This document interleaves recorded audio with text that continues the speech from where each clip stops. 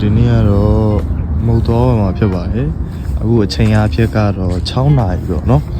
ညနေ6နာရီရှိပါပြီကဲအဲ့ဆိုမာကတ်ရောက်မှပြန်တွေ့ကြပါမယ်ကဲမော်ရဲရောက်ပါပြီဘာရင်ဝယ်ရမလဲဆိုတော့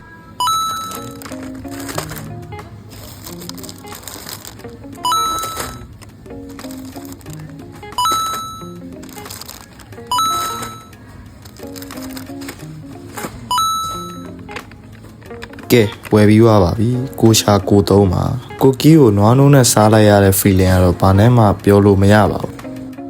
ဗီဒီယိုတော့တိတ်မရိုက်လဲရဘူးပေါ့နော်မားကတ်မှာလူလဲများနေတယ်ရှိန်တာလဲပါတယ်တခါလူတွေကိုရိုက်မိရင်လည်းအပြောခံရမှာလဲကြောက်တယ်ဆိုတော့ဗီဒီယိုတော့တိတ်မရိုက်ခဲ့ရအောင်ဆောလာပါပြီလွယ်ပေးလိုက်တာ laptop လွယ်ကြီးကြဘာမှထဲလို့လည်းမရမနဲ့ထိုးထည့်ပြီလားသူတော့အင်ဂျင်တော့ပါမယ်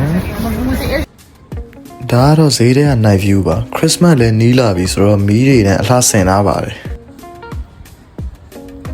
ဒီကလူတွေတော်တော်များများက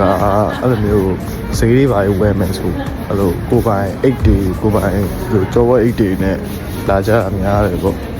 ဘာလို့လဲဆိုတော့ဒီမှာကအိတ်ဈေးကအရန်ဈေးကြီးရပေါ့ကွာတိလားအဲ့လိုမျိုးအိတ်ယူမလားလို့မင်းဘယ်တော့မှမယူပါနဲ့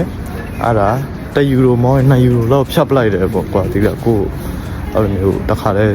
ဝယ်တဲ့ဟာနဲ့ပေါင်းပြီးဖြတ်တယ်အဲ့ဈေးကပစ္စည်းဈေးထက်တော့များတယ်ပေါ့ကွာတိလားအဲ့လိုမျိုးပေါ့ကဲနောက်ဗီဒီယိုမှာပြန်တွေ့ကြတာပေါ့